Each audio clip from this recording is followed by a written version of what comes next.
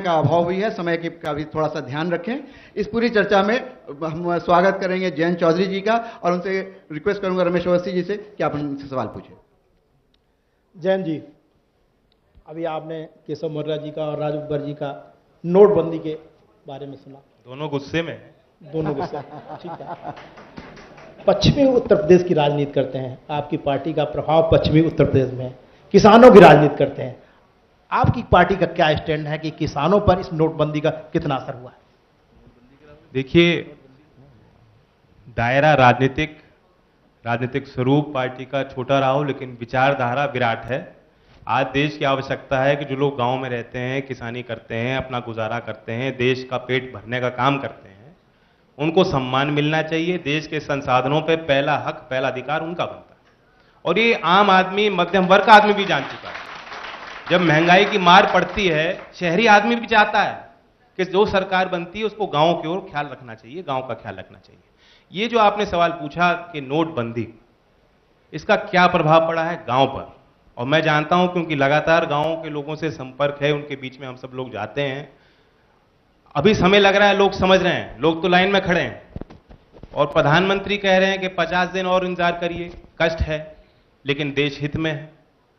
अब वो सवाल पूछने लगे हैं कि मुझे कष्ट है, मेरे पड़ोसी को कष्ट है, मेरे पढ़ रहे नौजवान को कष्ट है, जिस किसान ने खेती की थी, तैयार थी उसकी फसल, चाहे वो धान बेचने गया हो, चाहे वो सब्जी करता हो, फल करता हो, फूल की खेती करता हो, जो ज्यादातर छोटे किसान हैं जिनकी बहुत 1-2 बीघे जमीन है, उस प्रकार के किसान इस खेती से जुड़े हुए हैं।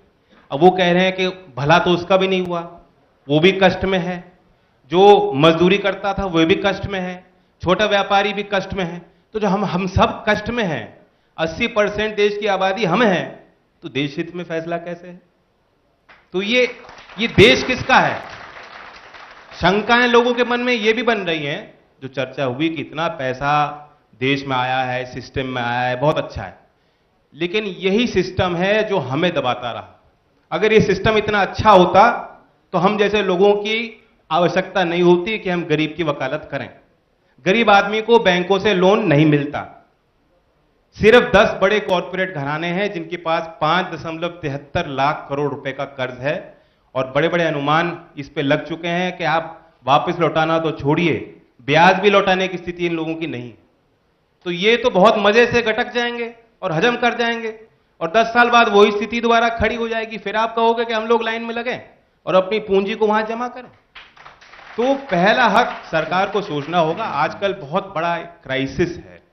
शुगर केन की, गन्ने की खेती कर रहे किसानों को 4 साल में एक बार भाव बढ़ा है, और भाव कुछ ही घोषित हो जाए, कुछ मिला नहीं, भुगतान समय पे नहीं हो पाया। 1-1, 2-2 साल लोगों को वेट करना पड़ा। वो अपने घर के खर्चे कैसे निकाल रहे हैं? वो अपना, उन्होंने लोन ले रखा है, केसीसी का लोन ले रखा हो, कोऑपरेटिव से ले रखा हो, वो उस लोन को कैसे चुकाएंगे? इन 38 दिनों में लोगों ने उधारबंदी करके बुआई कर ली किसी तरह, मजदूरों को पेमेंट करना था, कर लिया किसी तरह, कहीं ज्यादा विरोध नहीं करा क्योंकि फिर आरोप लगता कि देशद्रोही हैं, तो हम चुपचाप जो है सब इसको भी सहन कर रहे हैं मार को। लेकिन अब सवाल ये बनता है कि जो ये 13.5, 14, 15, 16 लाख करोड़ जितना भी पैसा आता है, सरकार इसका क्या करेगी? क्या दोबारा अदानी, अंबानी और बड़े बड़े लोगों को ही पैसा मिल जाएगा? और इसलिए हमारी मांग है, 5 दिसंबर को जंतर मंतर पे किया था, 22 तारीख को चरथावल मुजफ्फरनगर में कर रहे हैं। तमाम पार्टी के लोग आए, शरद पवार जी भी उसमें थे, शरद यादव जी थे, देव गौड़ा जी थे, निमंत्रण औरों को भी दे रहे हैं। और हम सब पार्टियों की ये मांग है कि किसान का कर्ज माफ होना चाहिए, क्योंकि आज वो एक ऐसी कॉन्स्टिट्यूंसी है, ऐसा वर्ग है जिसको सबसे ज्यादा पीड़ा है। तो इस ओर सरकार को ख्याल रखना होगा। और जहां तक आपने कहा कि किसानों पर प्रभाव क्या पड़ा, मैंने कहा, मैं साहिबाबाद मंडी पे गया था, 30 रुपए मात्र में 50 किलो गोभी मिल रहे हैं, और बड़े शहरों में भाव गिरा नहीं है, लेकिन उन्हें भाव मिला नहीं है। तो वे आज सवाल पूछ रहे हैं कि फैसला क्यों लिया गया। प्रधानमंत्री कहते हैं कि हम सर्जिकल स्ट्राइक हमने किया है, हम ज्यादा नोटिस नहीं दे सकते थे, जानकारी औरों को मिल जाती तो लोग काला धन जो है वाइट कर लेते, उसका बंदोबस्त कर लेते। लेकिन अब तो सारा पैसा आ गया, अब क्या बचा? किसी ने गंगा में नहीं बहाया है, सबने तरीके ढूंढ लिए हैं, सारा पैसा आज बैंकों में जमा हो गया। तो ये पहले बता देते कि आओ जमा करो। अब 50-50 की डील है, समझ में नहीं आ रहा कि भ्रष्टाचार के खिलाफ हमारी लड़ाई थी, जंग थी। काउंटरफिट मनी, नकली नोटों के खिलाफ जो महज 400 करोड़ पुलिस सिस्टम में था, उसके खिलाफ हमें लड़ना था। या अब हम लॉटरी चला रहे हैं कि आओ सरकार लॉटरी चला रही है, आओ डिजिटल हो जाओ।